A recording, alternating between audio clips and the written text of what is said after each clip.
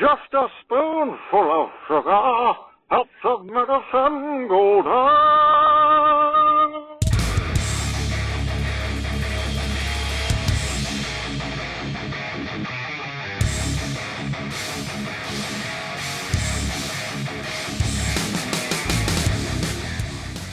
Woo!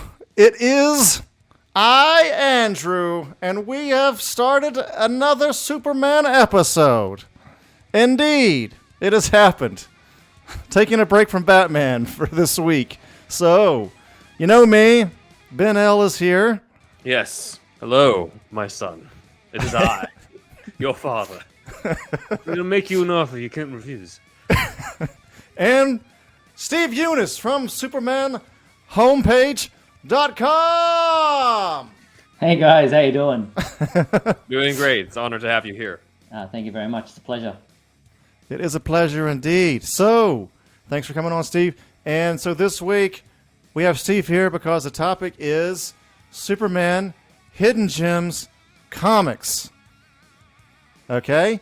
So, we're going to do like a kind of a top 5 starting from our number 5 to our number 1. Okay? So, we're going to go pretty much right into it, if you don't mind.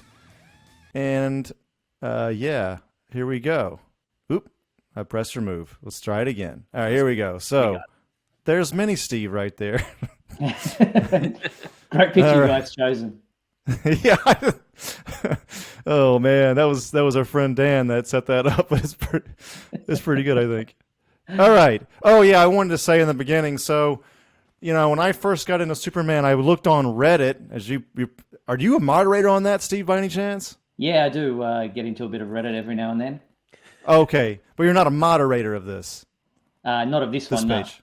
No. Okay, not of this one. All right, so yeah, on the side page on old Reddit, it was easier to see, I think. Well, this looks like new Reddit anyway, but anyway, they have like the top runs and all that, and you know, we all know Birthright, we all know All Star, we all know Red Sun. You know, for all seasons, all that kind of stuff. So, and like I did a YouTube search, there's like really no video talking about this Superman Hidden Gems comics.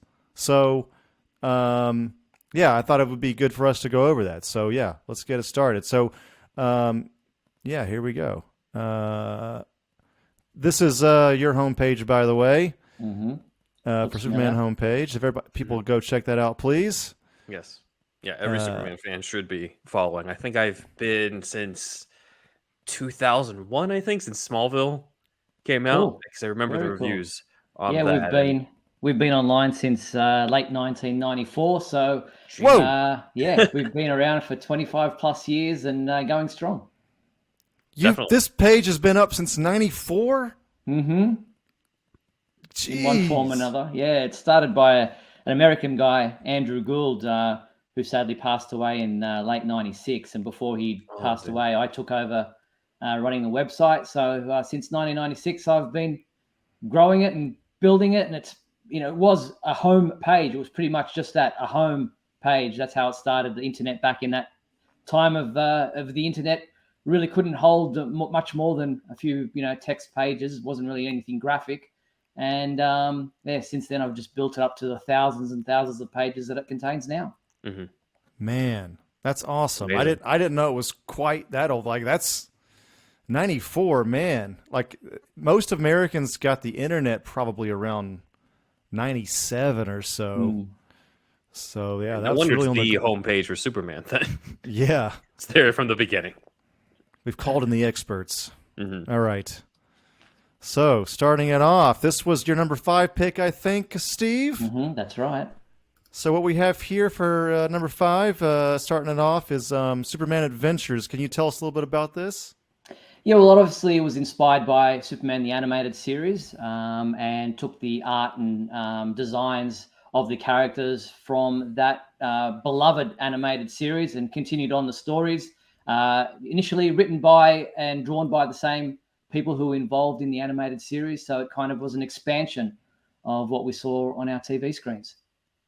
That's awesome. And you feel like not many people talk about this enough, basically. Well, probably not a lot of people actually knew that it existed or know now that it existed. I mean, Superman the Animated Series, as I said, is such a beloved version of the character, along with the Batman animated series that predated it.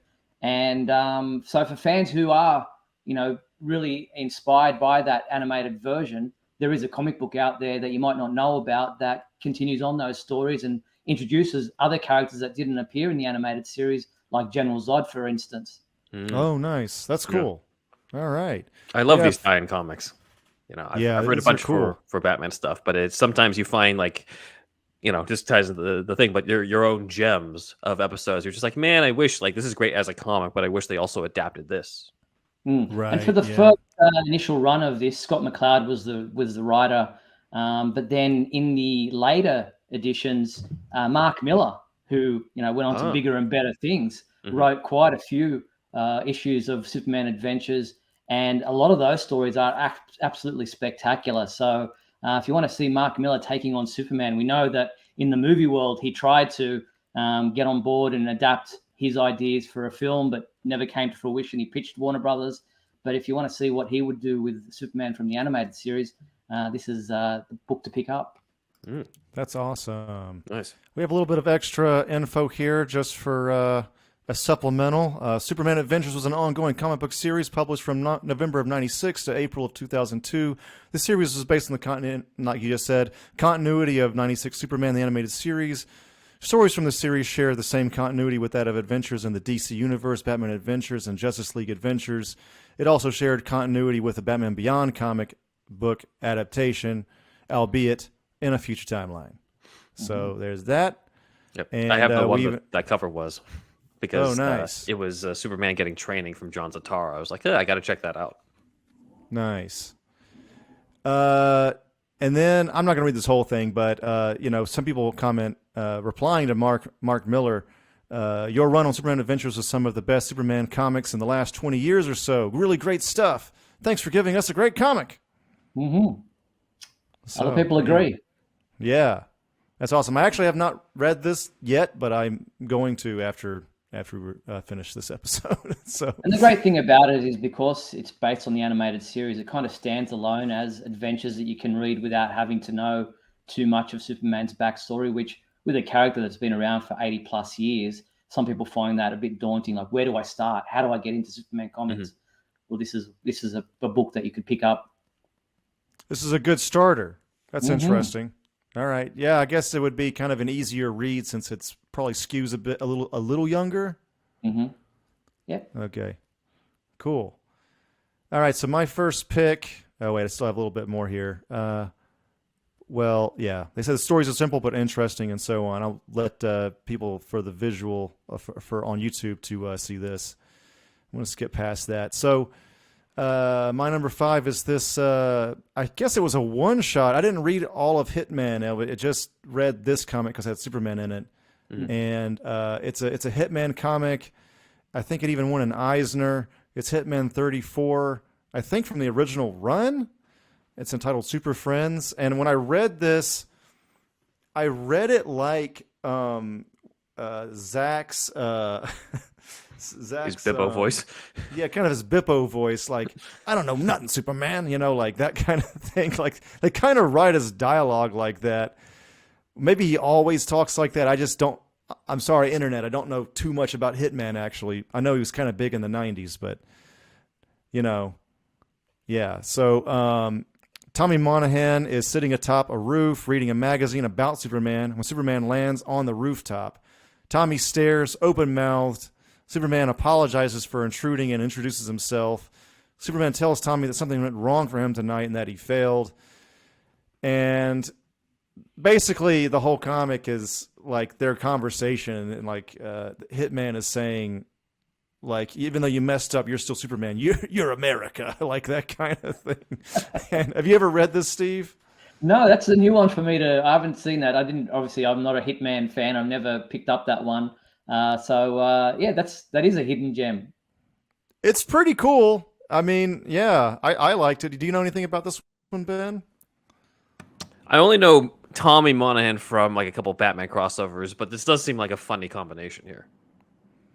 Yeah, there's like no action. I don't remember there being anything. It's just the whole issue is a one shot of them talking, and it's just kind of, it's an unlikely pairing. That's really what it boils down to. You wouldn't expect some like a dark character like Hitman to be kind of like a huge fan of Superman. And it's Garth Ennis, right? And Garth Ennis doesn't really like superheroes generally, and this Superman's the most superhero of all the superheroes. So it's kind of it's interesting, you know. So yeah, it reminds me on the Marvel side of how Punisher is a fan of Captain America. You know, just like you wouldn't really expect it, but it kind of makes sense.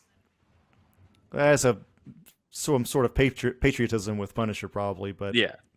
But this, I don't know. It's just that's how he wrote it, and it works. It does work.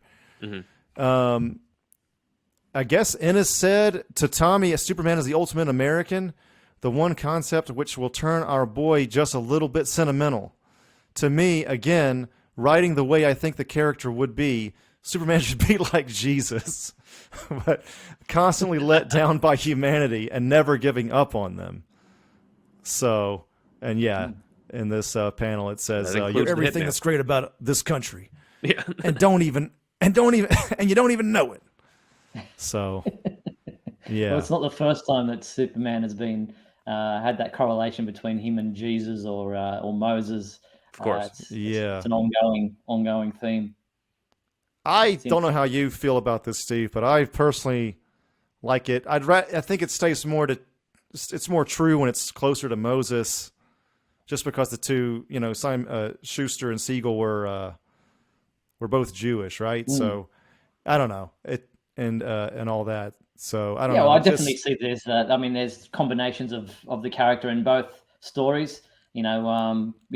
Moses put in the basket, sent downstream. Superman put in a rocket, sent down, through space. And then later on in life, you look at Superman as very much a Christ-like figure. Even some of the things that Jor-El says in the movies of late, I sent you, my only son, to show them the way, that kind of thing. So, yeah, I can see it. I see it in both. It's like in recent years, Superman has crossed over into his own New Testament. Yeah, very much so. Kind of. He did have his death and resurrection, so. Yes, indeed. That's all the time, right? Yeah, it happens all the time. So, yeah. Hitman number 34 is a real hidden gem because you wouldn't think a comic about a professional contract killer would be the place for a genuinely good Superman story, but boy is it. The issue won an Eisner Award for Best Single Issue and later spawned the two-part JLA Hitman story, which is good too, but not as good. These are comments for Reddit, by the way. The basic setup is that one night Tommy Monahan, the namesake Hitman, is on a rooftop when Superman happens to land. Superman is feeling down about a tragedy he wasn't able to prevent, and Tommy gives him a pick-me-up about how important Superman is to the world. Highly recommended. Already went over a lot of that, so yeah, there's that. Moving on from that one. Let's go past this, actually. So your number 4 pick, Steve. Yep, Superman Up in the Sky. Now, these books were originally published in exclusive books that were available in Walmart stores there in the US, and then were later collected in digital chapters and then in a print trade paperback kind of collection. And they are a pretty awesome read. You got Tom King writing the stories. They're little standalone kind of short stories, multiple stories in individual issues, and are really probably not that hidden because they're pretty recent publications. But fans might not know about them if they weren't aware of the Walmart publications. Okay, and there was no way you got. Do you even have Walmart in Australia? We don't have Walmart in Australia, and so it wasn't. If it wasn't for the digital releases of these chapters, which I'm now these days reading all my comic books digitally, it would have been a pretty difficult purchase. Okay, cool. So this one, the basic outline is a young girl named Alice is kidnapped by aliens. I already like it. And Superman is determined to find her somewhere up in the sky. The Man of Steel goes to incredible lengths in search of Alice, taking on plenty of challenges along the way, including boxing against Mito, preventing a space missile attack, and fighting alongside Sergeant Rock during World War II. While he is away, he worries about the people of Metropolis as well as the love of his life, Lois Lane. While on the quest to save Alice, Superman can't help but grapple with an important philosophical question. Is he doing the right thing by saving one person instead of focusing on saving thousands? This does sound pretty good. Mm-hmm. Yeah, Tom King is, renowned for doing these kind of philosophical type of stories, usually a little bit darker than most people's, would like with Superman or Supergirl. But these, are very well written. They're kind of very self-contained stories, so there's no real continuity behind them. They can fit in anywhere in the Superman mythos, and you would enjoy them. So they are collected in 6 issues in a limited series.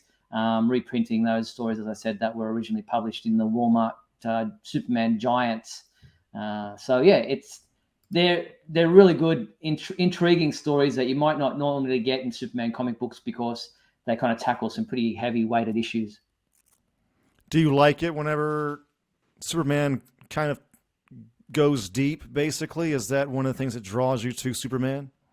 Yeah, I think so. I mean, obviously, the character is renowned for all his powers and abilities, and so a lot of the stories that we read from time to time can be pretty superficial and just concentrate on the superpowers. But I like the stories that delve into Superman's morals and ethics because, for me, that's what's always drawn me to Superman.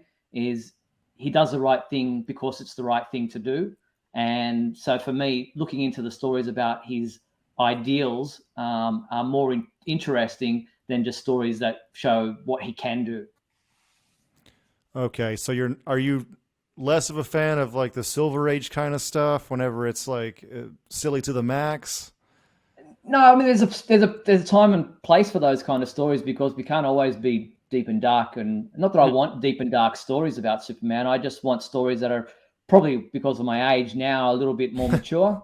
Where there are obviously, stories where you just want to have fun with the characters. I mean, one of my favorite Superman villains is Mr. Mxyzptlk. So you cannot have deep and dark stories with an imp from the 5th dimension. So there's a time and place for all the fun, light-hearted stories. But for me, what I'm drawn to Superman is I want to be inspired by him. I don't necessarily want to relate to him. So I like the stories where there is an inspirational element to them. Yeah, I feel the same way. I mean, I feel like comic books sort of work best whenever they're mythology, whenever there's something deep and philosophical about them. I love, I even loved it when, there's a lot of philosophical themes, at least. He tries to be as deep as he can in the Nolan trilogy for Batman too, so yeah. I think that it works best that way. And Superman being like as big as he is, as big as like kind of not grounded and more mythological, it's kind of more fertile for that kind of subject matter, I guess. For sure. So, yeah. All right. So this is Tom King is apparently really proud of this book. I do want to read this. I have not read this yet. I don't think I've read any of your picks actually, Steve. I'm just getting out of the way. I'm gonna hidden then. Yeah, they're definitely hidden. Have you read this one, Ben? Not this one. I'm interested in the Tom King connection since obviously I've read some of his Batman stuff, as well as the sort of like ethical dilemma that he's facing with that. I think is good in good doses. I don't know if I need that in every story. I remember you were mentioning somebody's video game concept was about like dealing with the aftermath of who you couldn't save. And I'm just like, if I'm playing a video game with Superman, I don't want to be dealing with that. I want to be flying and doing all the superpowers. I don't want to deal with that. But there's a time and place for it. Certain things and certain doses.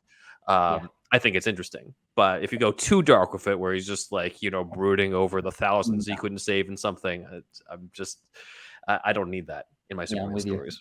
Then it's Superman Returns kind of stuff again, where it's like he's just flying around moping. You know what I mean? Like, yeah, it's hard to get the right.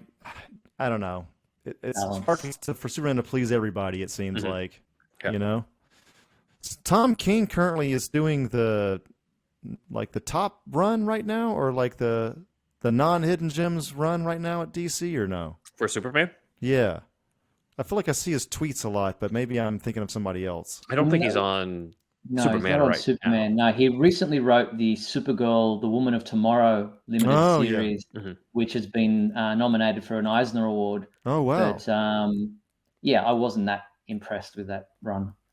Okay. Superman was better. Yes. Okay. All right, cool. So that was Superman Up in the Sky. That was your number 4.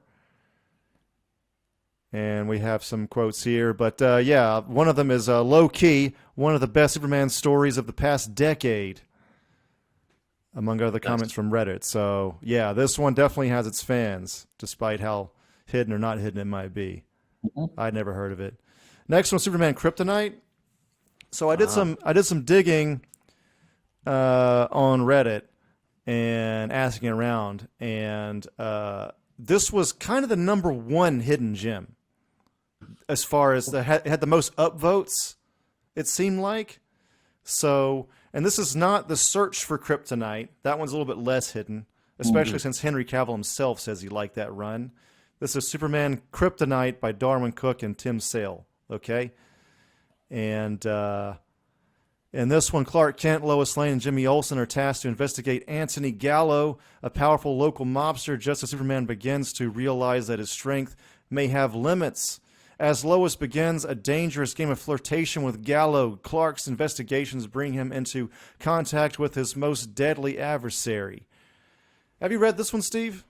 I have. It's not one that... I mean, I love the artwork. You cannot go wrong with Tim Sale artwork. He's just a phenomenal artist. But yeah, it kind of not one that resonated with me that much. It was a great read at the time, but hasn't really stuck with me since reading it. Yeah, just kind of looking at the artwork now and reading that description, it kind of starts to come back to me, but it's not one that necessarily stuck with me after reading it. Okay, yeah, this one's pretty cool because it's Superman finding out about Kryptonite for the first time. Yeah.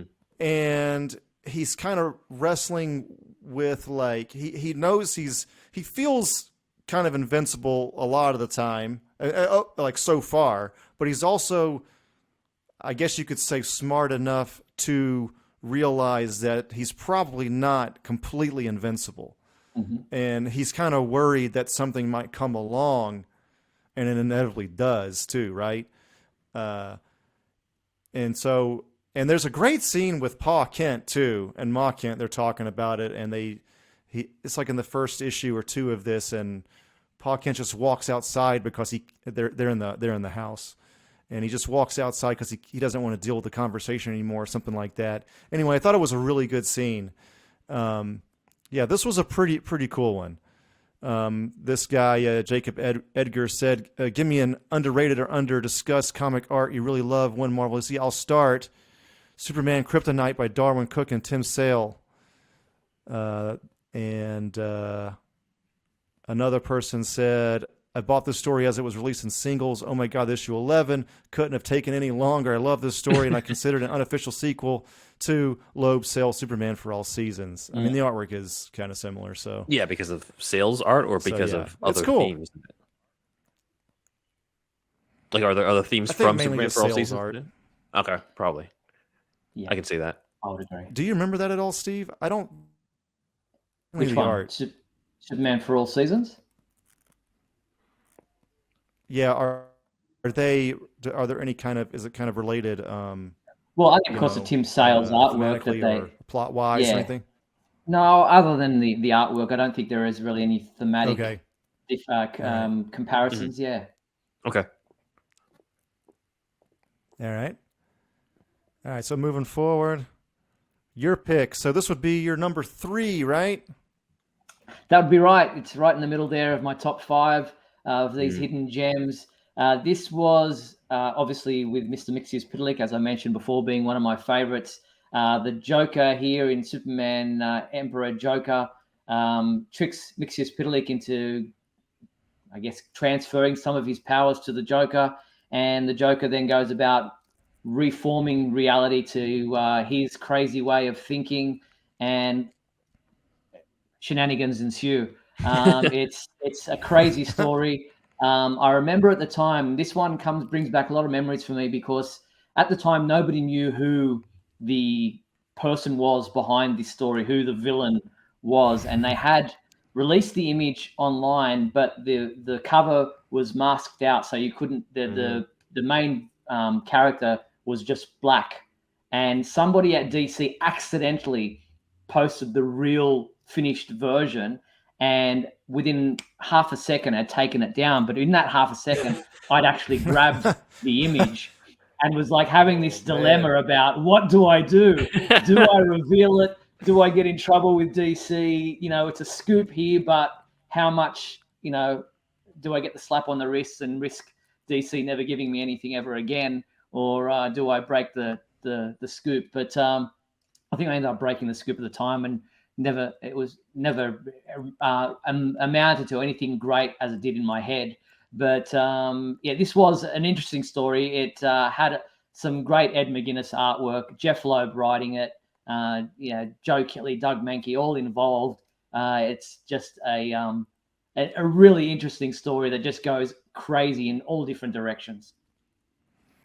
It looks like it gets wild. Mm-hmm. Yes. So, even from these pictures. So when the Joker is accidentally given nigh unlimited reality-shaping powers by Mr. Mixia Spitalik, he reshapes the universe in his image, and it's up to the Earth's greatest and most confused heroes to stop him before he destroys all of existence. So it looks like Joker causes like the Bizarro world with a square planet and shit like that. It just goes in all different directions. It is absolutely bonkers, and introduced some interesting characters that we had never reimagined different characters with like a blended versions of certain villains and certain characters, and really went off in some wild directions that I guess Loeb and fellow writers just had so much fun with. That's cool. I often wonder if Q from Star Trek is based on Mr. Mixia Spitalik. They kind of do the same thing. I don't know if you ever saw Star Trek, but they kind of just come in to mess with the main character, and it's and is like a guy with all kinds of powers. But yeah, this one looks wild. Steve, have you seen the Batman Brave and the Bold tribute to this Emperor Joker? No.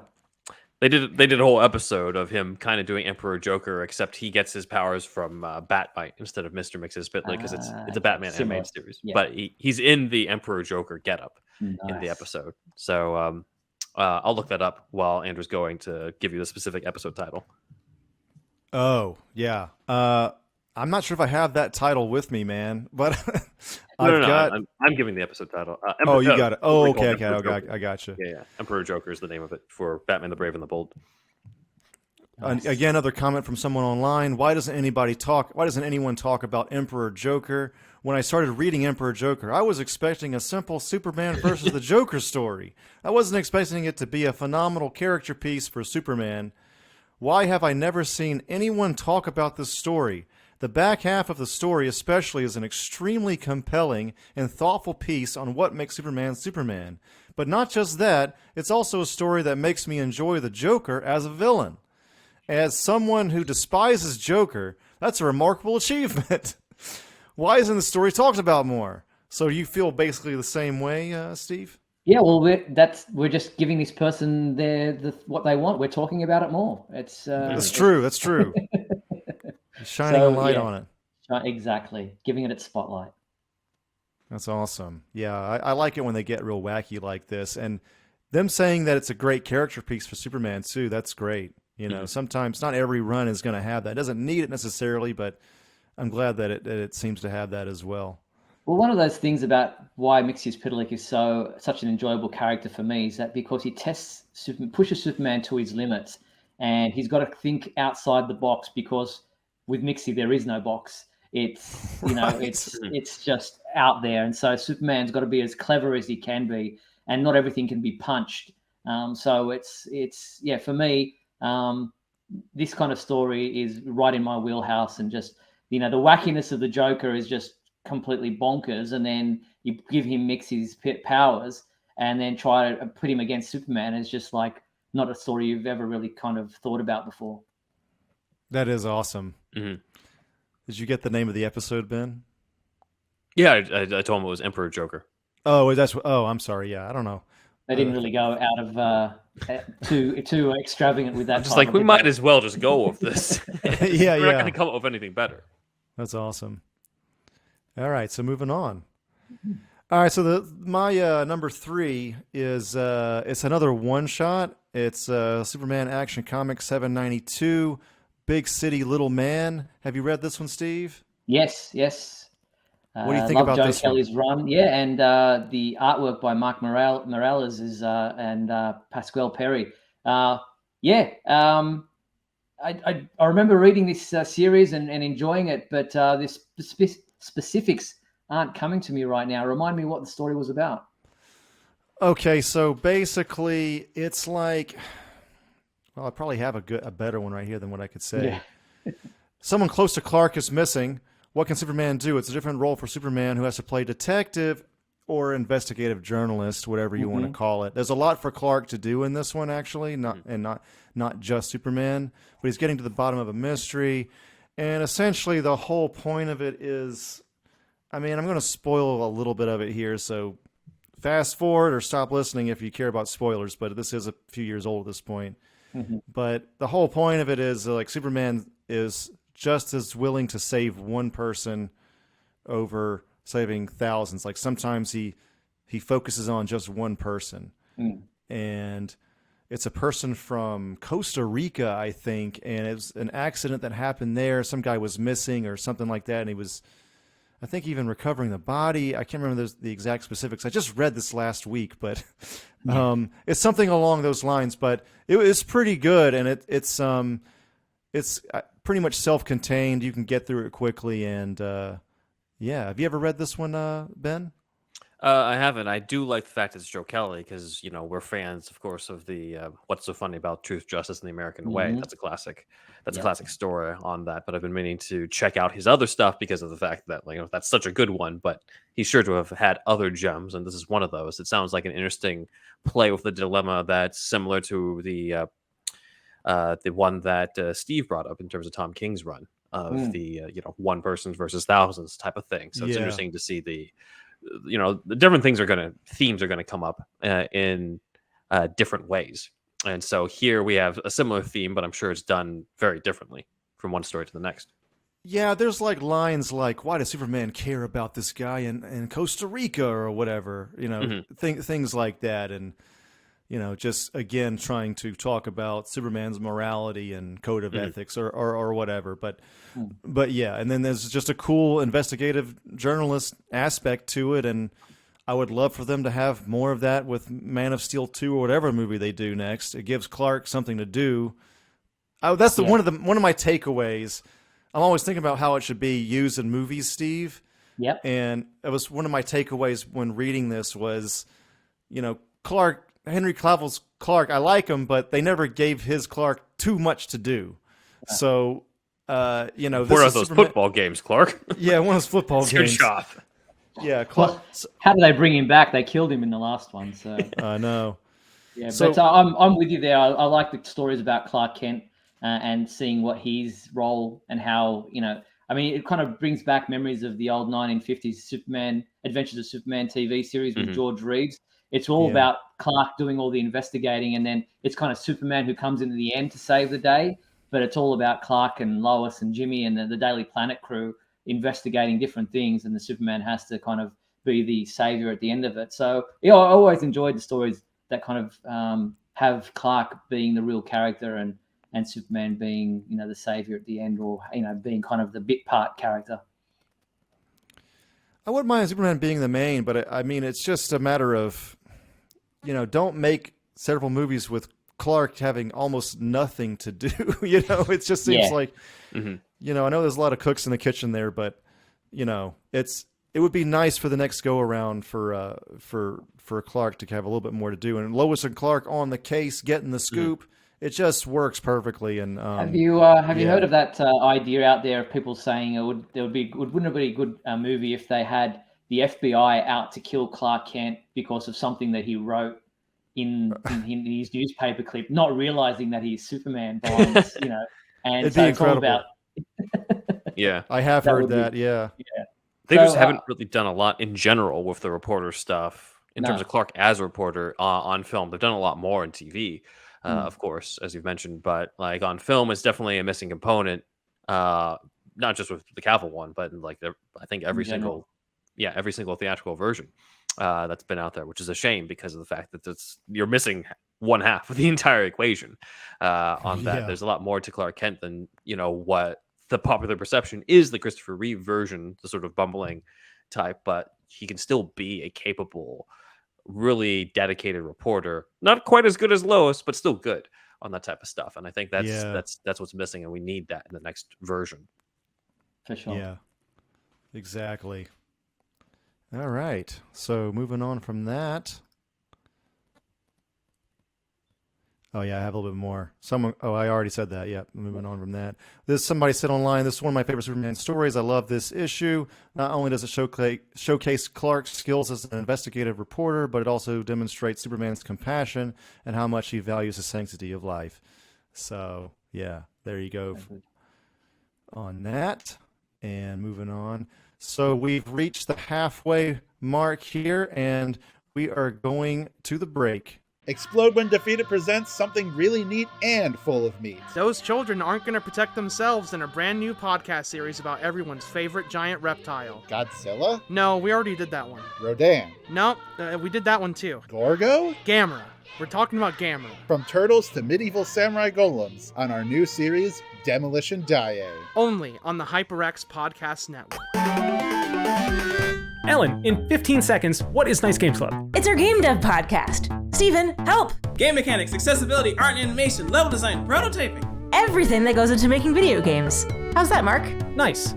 Listen to Nice Games Club wherever you get your podcasts, or at nicegames.club. Lord have mercy, y'all. Do you like hounds? Do you enjoy pooches? Do you find yourself enjoying time spent with that of canines? Talking about dogs, y'all. As you might have heard, Superhero Stuff You Should Know has now teamed up with BarkBox. For every month, you get a box for your special canine. Pooches. Or hounds. That's right. One free extra month if you go to barkbox.com/superherostuffpod. Follow the link and you'll get a free extra month valued at $35 and valid for all multi-length plans. So get the BarkBox for your hound, for your pooch, for your canine. Your doggo will thank you. Support for Superhero Stuff You Should Know is brought to you by Manscaped, the best in men's below-the-waist grooming. Manscaped offers precision-engineered tools for your family jewels. Manscaped's Performance Package is the ultimate men's hygiene bundle. Join over 4 million men worldwide who trust Manscaped with this exclusive offer for you. 20% off and free worldwide shipping with the code Johnson's Ballsack. Yes, that's back for our longtime listeners. Johnson's Ballsack at manscaped.com. If my math is correct, you'll be serving 8 million balls. That's right. Now listen up, everyone. If you want the Bruce Wayne lifestyle, the billionaire playboy lifestyle, then you've got to shave. And we're not talking about your face. We're talking nose hair, armpit hair, pubic hair. When Bruce Wayne goes out with Silver St. Cloud, he doesn't have nose hair sticking out of his nostrils. When he's working out in the cave, he doesn't have armpit hair sticking out under his sleeves. And after he's gone down on Catwoman, because yes, that's canon, and she's going down on him, Bruce doesn't have a huge forest of pubic hair to get in her teeth. He manscapes. And if you want to be like Bruce Wayne, then get Manscaped through us. I've personally been using Manscaped for years before they sent us these products for the podcast, and I know from experience that they're the ones I trust to reduce nicks and keep everything groomed down there. Now the Performance Package 4.0 by Manscaped has arrived, and oh man, is it a game changer. Inside this package, you'll find their Lawnmower 4.0 trimmer, Weed Whacker ear and nose hair trimmer, Crop Preserver ball deodorant, Crop Reviver toner, Performance boxer briefs, and a travel bag to hold your goodies. First off, the Lawnmower 4.0. This trimmer is the future of grooming, and dare I say, the greatest ball trimmer ever. Their 4th generation trimmer features a cutting-edge ceramic blade to reduce grooming accidents thanks to their advanced skin-safe technology. The Lawnmower 4.0 is waterproof and also has a 400K LED spotlight if you need a more precise shave or if you're shaving in the darkest pits of the Batcave. Because this trimmer is waterproof, you can say goodbye to the mess on the bathroom floor. You thought that was good, but want to take your grooming game even further to the next level? The Performance Package 4.0 also includes the Weed Whacker Nose and Ear Hair Trimmer. The Weed Whacker is also waterproof and provides proprietary skin-safe technology, which helps reduce nicks, snags, and tugs in those delicate nose holes. Their Crop Preserver Ball Deodorant and Crop Reviver Ball Toner will change the way you approach your hygiene routine. Trust me when I say, fellas, your balls will thank you. Manscaped even threw in 2 free gifts to their Performance Package 4.0. The Manscaped Boxers and the Shed Travel Bag. Bring your comfort and boxers to another level. It's time to take care of yourself, so go to manscaped.com. And get 20% off and free shipping with the code Johnson's Ballsack. That's 20% off with free shipping at manscaped.com and use our code Johnson's Ballsack. Unlock your confidence and always use the right tools for the job with Manscaped. Okay, we're back, everybody. Woo! All right. Number 2 for Steve. Going straight in. Oh, no, it's me. Okay, sorry, my pick. Cut in line. I lost track. Okay, anyway, so Phantom Zone, man. Have you ever read this one, Steve? No, this is not one that I've picked up. Okay. This is written by Steve Gerber, I think. This is, so the spiel is explore the history of Krypton and the origins of the Phantom Zone, Krypton's other dimensional prison. This one's kind of cool because it seems to kind of talk about the Phantom Zone and like, should we use the Phantom Zone? It's like Krypton's government and legislation. And it's about like, at least in the beginning, like they're kind of discussing it is in terms of capital punishment in a way. I don't know. It felt like they were kind of hinting at that, which I thought was kind of cool. So yeah, obviously other people online have liked this. I love the art. Michael Turner was a god. People love Michael Turner artwork. I love Michael Turner artwork. Damn you, Bone Cancer, for taking away this guy. It would have been really cool to see how he would draw the New 52 in Rebirth. So yeah, that one, it was pretty cool, I think. I didn't read, honestly, I'm going to be honest with the internet, I didn't read the whole thing. Oh, actually, I think I did. No, I did read the whole thing, yeah. I don't want to spoil the rest of it, but that's kind of how it starts. That definitely sounds interesting. Yeah, Phantom Zone. It looks like it's kind of I forget how old it is, but it looks like it's one of our older picks. It's Does it say here on the page? January. To me, it looks like the 80s. Yeah, it looks like 80s. Well, the DC logo gives that away, but yeah, that bullet. Yeah, it's Superman presents the Phantom Zone. The Phantom Zone for our oral listeners. It's the Phantom Zone is the bigger text actually for this run. So, yeah. Oh, yeah, a humane method of criminal confinement or a dimension without hope. It's right on the cover. So yeah, there you go. Very nice. So yeah, it's another cool one where there's like deep themes once again, but also of course Superman action and the panels where they're drawing the Phantom Zone. It's essentially it's without color, like you see here on the front page. So it's kind of fun in that way, and Superman kind of making his way through the Phantom Zone in some scenes and things like that. So yeah, I don't want to spoil everything, but it's cool. It's pretty good when it's on DC Infinite. All my picks are. Yeah. So yeah. I wonder how some of it might have come from the popularity of Phantom Zone, since this is post Superman 2 at this point. This is like the 80s. Or so, it might have been. Yeah. Yeah, they gave a whole run with just that name, so maybe there's some connection there. I'm not sure. So, yeah. Very cool. Definitely have to look for that one. Yeah, I like this one. Mm-hmm. Moving forward, so you're number 2.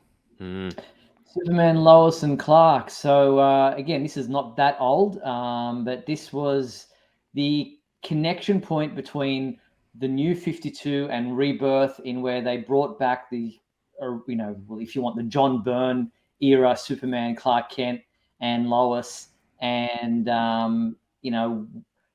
we kind of realized that he has been there all along, but in the background, hiding. Not hiding, but doing work behind the scenes, not coming to the forefront, because New 52 Earth had its own Superman, and Lois and Clark are expecting a baby. She gives birth to Jonathan, and so then eventually, with the way the New 52 ended, it kind of was like a melding of the two kind of Superman came together, and it's still very confusing as to how the world knows who is what and what is who, but.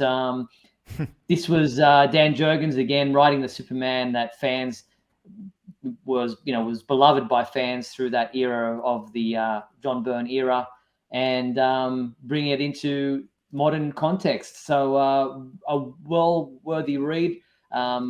It's definitely something that if you're not aware of, it's a great read, and kind of makes you understand where things are at with the Superman that existed and the Superman that was part of the New 52 moving forward.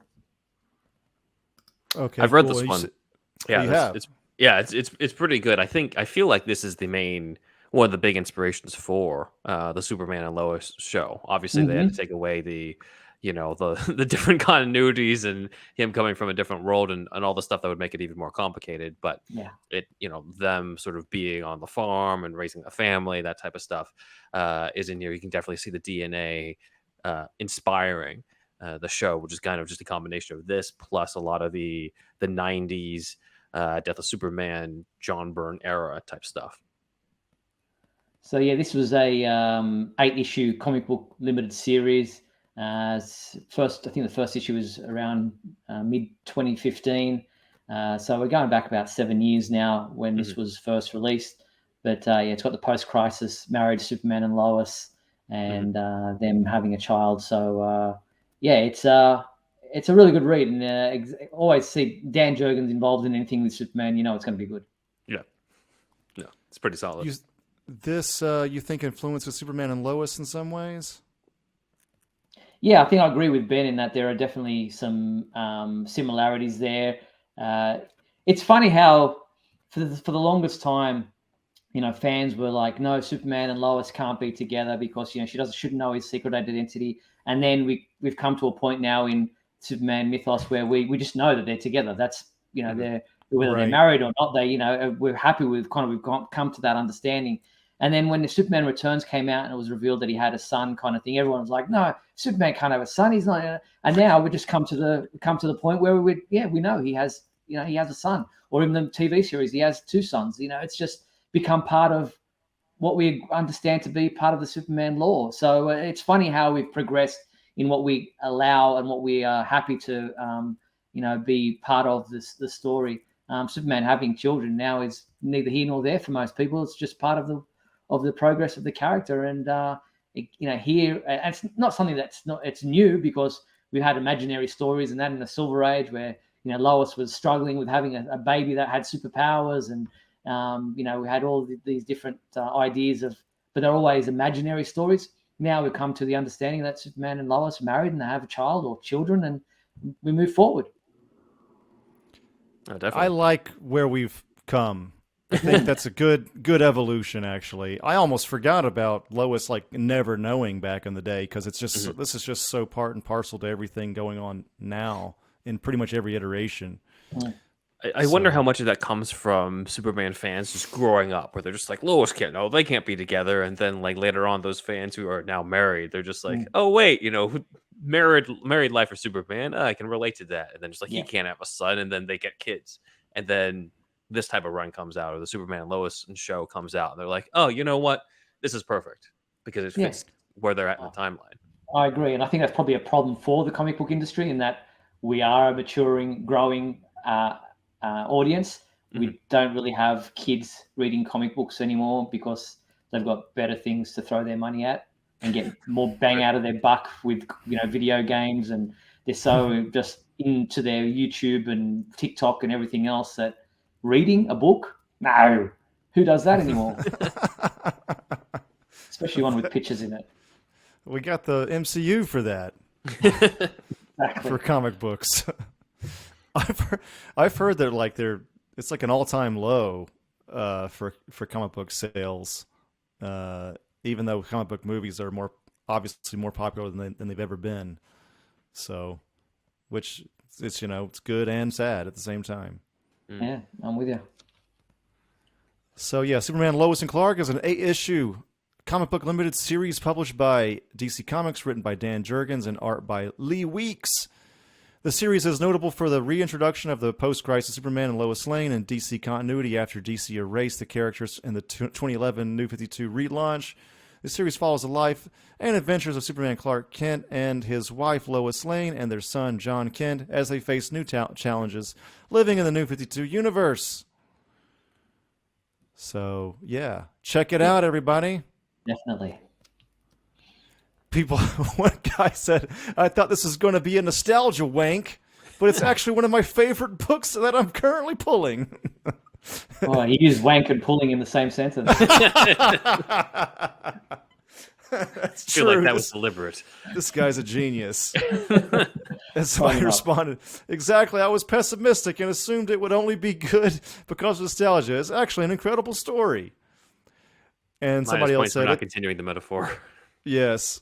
It's the best Superman book currently being published prior to Rebirth. These are all comments from 6 years ago, but they're what we're talking about now. So there you go. Mm-hmm. So yeah. All right. So my number one pick is Superman: Man of Tomorrow, and by Robert Venditti.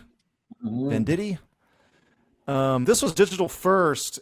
Was this ever in print form? Do you know, Steve? Yes, I think it was. I think it was finally collected in print editions that collected, I think, 3 issues of the digital. So every 3 digital chapters were then published in a print comic book. Okay. Yeah, this is to me, I chose this one for my number one because I don't know what it is. There's just some comics are what I would just call an easy read. Yeah. And I mean that in a good way. Like the way the person writes dialogue or something. There's just something about it. Even, I know I'm weird, but even like the placement of text affects how I read something. Mm-hmm. And of course the story was good too. It's number one because all the elements fell into place for me for this one. And the first issue, as you see here, he's fighting Parasite. And not to spoil everything, but in the first issue, there's a scene where he's like telling the people in Metropolis kind of how to act in an emergency, all the powers going out. And I don't know if they asked Superman, what do we do? But people are panicking. He just like kind of gives them like the rundown. You need to be doing this. You need to be caring for one another. Check your neighbors if you haven't seen them in a while. If you never see them, things like that. It's a cool scene. I like that. I thought that was really cool. It's kind of feels like Superman, the animated series. I mean, I don't know why I'm saying this. Just a little bit more grown up, just a little bit. Mm-hmm. It has a similar kind of vibe to it, I guess you could say. It's fun. I thought Robert Venditti has a really good handle on writing Superman. I really enjoyed his run on this comic, and there were lots of people calling for him to be brought into the main, as one of the main books. I think he's an awesome writer, and really, as I said, has a great handle on how to write Superman and Clark Kent. Yeah, so you have read this one? Yes. Okay, yeah. That people have said it has a rock-solid characterization with good, fun action, nothing complicated. This one might not actually be like... I don't remember there being any like super deep themes, I guess, but I mean, they're always kind of there because it's Superman, but I don't know. It's just a fun read. It's also, I think, another good one for maybe not your first ever Superman comic, but pretty close to the beginning. It's a good beginner Superman comic, probably. It's also a good comic book if you've been kind of a bit put off by recent Superman stories, or you're not really into, where they're going in current continuity. You can pick this up, and it's kind of has that old school feel about Superman. That's, stories that you can read without having to understand any other continuity. It just kind of fits anywhere. Yeah, exactly. That's what this person's saying as well. This other person said, if y'all aren't reading the digital first Superman Men of Tomorrow on the Comixology DC Comics app, you're seriously missing out. It's by Robert Venditti and Paul Pelletier. It's fantastic. I'm not going to read the rest, but, people are loving it. So, yeah. Check it out, everybody. This could be why. Is this why he's on the Superman 78 comic series? You think, Steve? Probably because of the handle that he had on Superman here, and he is just too good a writer not to keep involved in the character in some way, shape, or form. So, what he did with Superman 78 was also awesome. So, nice. More power to him. It's a good, fun little read. It's great. And we're coming to a close here, but we have your number one hidden gem. Yeah, this one is an interesting one. You got Michael Turner and Joe Kelly writing a Superman where it's a completely different setting. He's been transported into Kandor, the bottled city. He really doesn't know who he is. He doesn't really have any memory of who he's supposed to be. And yet his personality traits continue to come to the fore regardless of his amnesia. And you get Superman on a motorbike. You get Superman in a relationship with a different person in Kandor. His powers really aren't there. They start to kind of come to the fore as the story goes on. But at the time, this was huge. This was selling out left, right, and center. The issues were hard to find after a while. It was in getting reprints. The run in Action Comics was and Adventures of Superman and Superman, all three titles. This was a pretty big story back in the day when it was back 2004. These were coming out, so definitely a hidden gem out there if you haven't checked this one out. It's a great name, Godfall. Yes. I mean, have you read this one, Ben? No, I haven't. The suit is interesting. So for the oral listeners, we got like the red suit, but it's like a silver shield and silver body and like black pants and like a silver belt type of thing. This is his Kandor uniform, I'm assuming. Yeah, that's right. Gotcha. Okay. Yeah, it's cool. It'd be cool to see this in live action in some way, but that wouldn't, if they had adapted it, they would need the budget to go to Kandor, I guess. But also, all the people who don't know what they're doing or don't know the story are just going to be like, "What did they do to the suit?" It's like that's based off this comic. Is this Elseworlds? No, it sits within continuity because he was just transported into Kandor I don't want to spoil the how and why of it all, but I'm surprised that there weren't action figures of this figure and with the bike and everything. Right. Because usually when they come up with alternative designs, it's going to be marketed. There's going to be a marketing plan down the track somewhere to come up with an action figure or a statue or something. But this one kind of slipped through the cracks. At least a gosh dang Funko. Yeah. My God. So, yeah. Superman Godfall was a 2000 story arc in the comics featuring Superman and adventures through the bottle city of Kandor. The story revolved around an amnesiac Superman living with his wife, Lila, in Kandor. The story updated Kandor and gave Superman a variant costume, as well as introducing a new Kryptonian villain, Prius. The most evil car. Before the car came out. I knew those people were evil, man. Damn liberals. So, okay. That's cool. I assume this is Prius here. His hybrid ass. Yep, that's him. Oh, man.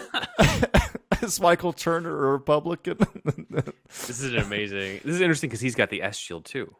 Oh, yeah, it's true. He's House L, I guess. Yeah, and it was an interesting character at the time. It was one of those characters, he was very solid in his way of thinking and was, unrelenting and would not see Superman's way no matter what. Couldn't come to an agreement and was just dead set against everything that Kal-El stood for. That's awesome. I'm gonna read them all. Mm-hmm. I'm gonna read them all. These are great. Definitely. Isn't that the point? Yes, for sure. Injustice had the Godfall costume, by the way. Oh, there you go. I don't know how familiar you are with the Injustice fighting game franchise, but this was like one of the first DLC. I think it was DLC. Anyway, it was a added costume. So, it was cool. That's actually probably where I first became familiar with Godfall, to be honest with you. There you go. Maybe a lot of people did. So, yeah. All right, so I think that is going to do it, man. Hold on, let me click on this one thing here. So, dude, thank you for joining us. Thank you. This has been great. It's a lot of Batman content for the most part on this channel, but we do venture out. We just did a Doctor Strange episode as well and things like that. And, I love doing the Superman episodes, and it was cool to have you on and talk about hidden gems because not many people do that, I feel like. No, that's cool. I really appreciate you guys inviting me and having me on. It's been a pleasure having a chat with you guys. And, enjoy your show. And we'll continue to check out future episodes. You guys do great stuff. So thanks again for inviting me on. All right. Thank you. All right. We'll see you later. Thanks, guys. And don't forget, people out there, make sure you check out supermanhomepage.com for all your daily news updates on everything surrounding the Man of Steel. Please check it out, everybody. Any other socials before you go? Well, we do a live show that's done on Monday night at 7:30 Pacific time. It's called Superman Homepage Live. It goes for an hour. Myself and Michael Bailey, my co-host, chat about everything that's going on in the world of Superman. We recently had Nicole Maines, who played Dreamer on Supergirl TV series, as a special guest on our show. She was fantastic. We pretty much do a live show every Monday night, 7:30 p.m. Pacific time. So check that out, supermanhomepage.com/live. It's great. I actually watched the show too. It's great. There's just doesn't seem to be too many channels that focus just on Superman, and you cover comics and all the TV, and you cover the movies, of course, and rumors, and you debunk rumors too. You're like us. If we smell a fishy rumor, we're gonna call it out. We're pretty skeptical about things, so it just surprises me how much people can imagine up some crap and then put it out there as a rumor, and you're just like seriously, and people buy it, and you go like, come on, have a brain. Yeah. Like random tweets become news somehow. It's weird. I mean, we have random tweets on this episode just now, but they were all opinions. Yeah, no. We weren't reporting like a leak, so it's a little bit different. Check it out. Cool. It'd be cool if there were other pages too, like some pages that were just Green Lantern or just Aquaman or something, but maybe in the future. But it's cool that yours is just Superman and everything in that sphere. So, cool. Yeah. Thank you. So check it out, everybody. And we'll see you later on, Steve. Until Thanks, next guys. time. Thanks, Andrew. Thanks, Ben. Yep. Thanks, Steve. See ya. Yep.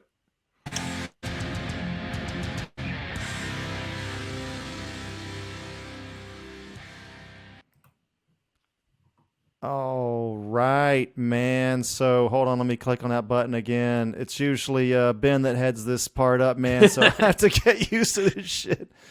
So you want me to switch it off? No, I got it. So big thanks to Dan, the man. It's my second or third time working with him. I lose track at this point.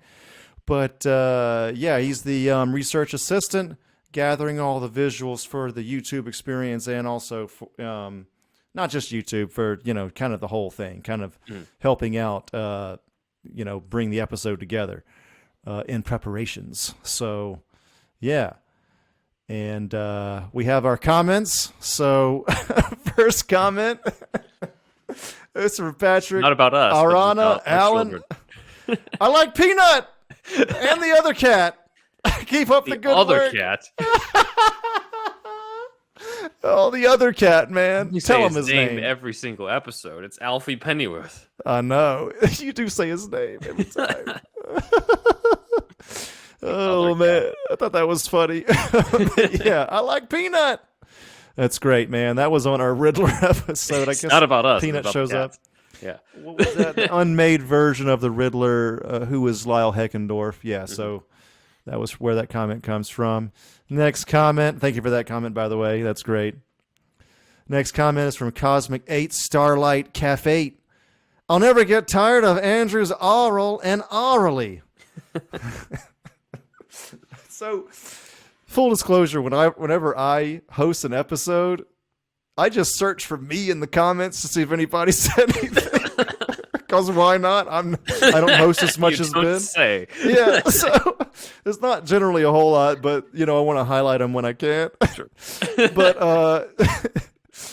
at any rate, thank you for the comment. But this again just comes from Kevin Smith. I want to cite Chris O'Donnell stuff. Yeah, just citing my sources, man. I love podcasts. I love comic book podcasts and all the. I listen to Kevin Smith podcasts. I've listened to, especially before the pandemic, Hollywood Babylon. Mm-hmm. If you know that podcast, Kevin Smith and Ralph Garman, that was weekly.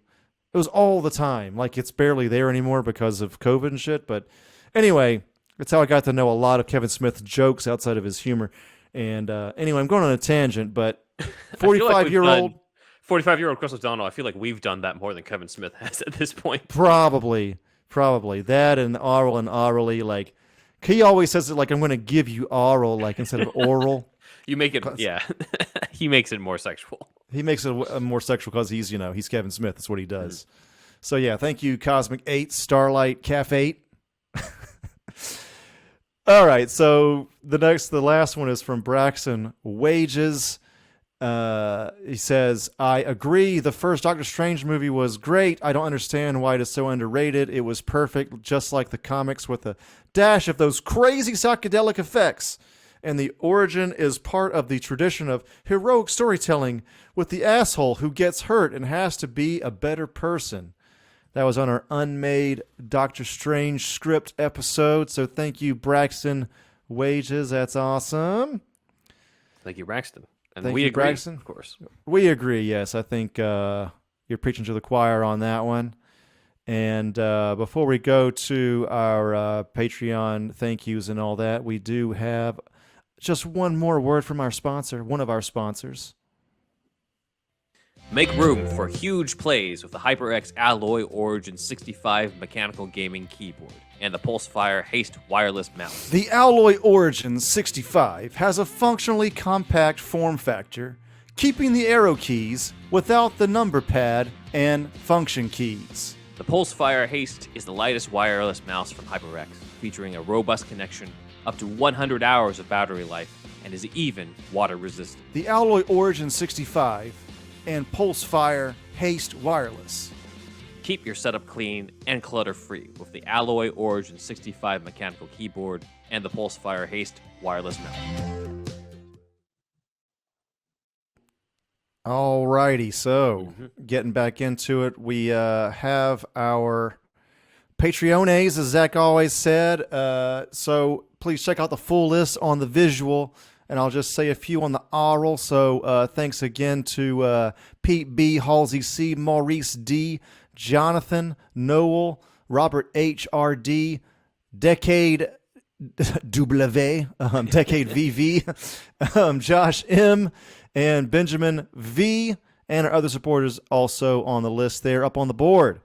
So yeah, moving on from that one, we want you to check out our Patreon, which is patreon.com/superherostuffpod. The Shasta Army is our $1 tier, and we have our $5 tier. Oh, well, the Shasta Army gives you the shout out, gets you on the board, and then the $5 tier is a whole other show.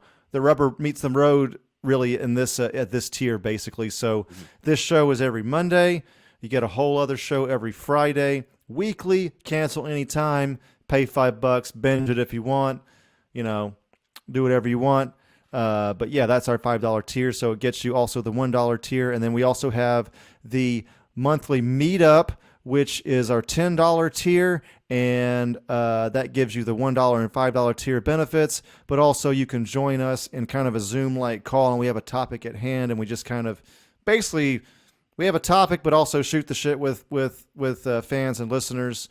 on a call, basically on a like a FaceTime type of call. So join us there if you so desire, and check out our merch. Go to, hold on, let me check out the notes here. It's hard to do all this at once, Ben. God damn. So, yeah. All right. So superherostuffpod.threadless.com. And what was the other one? superhousepod.redbubble.com. Yep. So Ben Man, Indeed Wizard, and Zacula mugs, shirts, shower curtains, artwork by Stefan Santa Cruz. Also, send us some audio clips if you so desire to superhousepodcast@gmail.com. Yep. And we got Zach on the next slide as well for those who miss Zach and want to get some Zacula items to fill that Zach hole in your hearts. We have. I want Zach Cole to come back, man, but I to be honest with the audience, I don't know when he's coming back. Give him about 18 years. He's a father now. We don't know how long paternal leave is at this company. So I did quotes, by the way. We're not a real company yet, anyway. So anyway, yeah, he's if this is your first episode, he's a co-host that is on basically paternal leave. He and his wife just had a kid, so there's that. There he is in Dracula form. So yeah, I'm ThunderWolfDrew on Instagram and Twitter. ThunderWolf lives on YouTube, and I'm ThunderWolfDrew. My website is ThunderWolfDrew.com. Has my whole portfolio in one place, pretty much, and except for AmanoRecon.com. That is AmanoRecon.com. This poster right here is from Zach himself. He did some awesome original art. Basically, this is an original idea that is heavily influenced from Power Rangers and Stranger Things and X-Files. All right. We have shot a campaign video. The campaign video is for the Indiegogo campaign to get funds for a bigger idea. It's on the way. Things still happening. I know I've been talking about it forever. 17-second trailer or teaser is on AmanoRecon.com and on YouTube if you want to search for it, of course. But yeah, that's it. Ben? Shout out to Comic Capital on Instagram, as well as the Everything Entertainment Club on Clubhouse. We will show you our social media handles. So you can follow us on Twitter at SuperHousePod. Next is Instagram at SuperHeroStuffPod. Next is TikTok at SuperHeroStuffPod. After that is Vero at SuperHeroStuffPod. After that, where we shout at Snyder all the time. All right. Yes. Next is my website is benwanrider.com, where you can read, as you can see on the next slide, my script for Gotham, Gotham Vampire, where young Bruce faces off against the Mad Monk, as well as my spec script for Elementary called The Death of Sherlock Holmes, a modern update on the classic story, The Adventure of the Dying Detective, and probably my final one, Curb Your Enthusiasm, Disneyland, my Curb episode they could never make, where Larry David goes to Disneyland. So after that, my YouTube channel is in the description below, where you can check out Doctor Who, which is The Ronin of Time, an audio drama I write, narrate, and edit. Cosmic 8, Starlight Cafe actually left a great comment for me. I did not know that user was a big 8th Doctor fan, but nice. That user enjoyed the audio, left a very thoughtful comment and stuff. So you can check out the thumbnail on the next slide, as Dan has put together, of the 8th Doctor with Miyamoto Musashi in front of there. After that is my personal Instagram, Ben Juan Ryder, and my cat's Instagram, for those who prefer to the other cat. The other cat is Alfie Pennyworth. Cat is his handle on Instagram. You can follow him there. And if you have an Alfie or a Peanut or an other cat, then you can get the Whisker box, the only cat box for the crazy cat lady and gent. So real quick, I want to say, I always forget this. Peanut and our other cats that you never see do have an Instagram, House of Floofness. Oh yeah.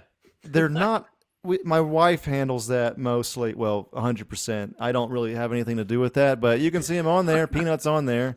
Yeah. House of Floofness. Anyway, continue, Ben. House of Floofness and Alfie are friends on Instagram. Yes. Be friends in real life. I have recently tried to get Alfie to befriend a corgi, but that just did not work. That's not happening. Yeah, that didn't. Man. So anyway, if you also have a house of floofiness yourself, then you can get the Whisker Box. You can use our promo link. But if you don't have a cat, you have a dog instead, that's cool too. You can get the Bark Box. You all give your dog exactly what they want with the Bark Box promo link that you can get from our website at superherostuffpod.com/shop. And with that link, you can get $35 off free for the first month of BarkBox. You can also get all sorts of other shit at superherostuffpod.com/shop in terms of eBay stuff, Amazon affiliate links to different Batman or Flash or Wonder Woman or any other types of merchandise that are there. I realize we don't have any Superman stuff. Whoops. That's on there. But we got Superman versus the Elite, I think. Oh, yeah, it's in the middle there. It's an Amazon link there. So, yeah, you can get the Superman versus the Elite movie on there off our One Amazon of the best affiliate. Yes, definitely. I think our basically our favorite Superman animated movie on there. So it's I mean, I guess it would have to be, man. Yes. So check that out, superherostuffpod.com/shop, and also Manscaped. Yes. Woo! Heard our very long read through in the middle there. But in case you skipped it, too bad, because we got you. Got you now. Get 20% off plus free shipping using the promo code Johnson's Ballsack so that you can help us serve 8 million balls personally and orally. If you've bought Superman underoos and you don't want your bush shining through, you want to be as freshly shorn as Henry Cavill. Actually, he's kind of hairy. He's kind of hairy, actually. Maybe anyway, bad example. Tyler Hoechlin, I guess. Tyler, he's also bristly, ain't he? He's bristly in the face. Yeah, I guess he is. Those guys need Manscaped. Let's put it that way. You're Superman. You need a Manscaped, the Kryptonite. If you're like them and need Manscaped, see, we're gonna flip it on you for a Superman episode. So yeah, check it out. Use our code Johnson's Ballsack at checkout. Oh man, Bruce Wayne uses Manscaped. Clark Kent needs Manscaped because nothing works. It keeps breaking on him. Oh man, Johnson is an old friend that was a co-host, by the way. This is the namesake of the thing, and he's on some old episodes way back, and he was terrible on the podcast. Like he wouldn't even he'd barely talk. It was like, this is when we're trying to figure out how to do a podcast, like even more than now. And yeah, it was, he's a great guy, but he wasn't made for podcasting. Let's put it that way. He was made for Johnson's Ballsack codes. It'll make your Johnson look bigger anyway. Yeah, make your Johnson look bigger. This is going to be longer than our actual read. Make your Johnson at least look bigger by shaving the hair. You ever seen porn and the fucking porn star never has a fucking... never doesn't have hair down there that much? They... All right, anyway. You get the idea. Yeah, the Superman Kid fans have already checked out at this point. I think we're good. We marked this show as explicit anyway, so if you're a kid watching this and made it this far, good job. You made it past whatever your parents said. Yes. But anyway, it's more of a Batman line, but we want you to do us a favor. We want you to tell all your friends about us. Kryptonite!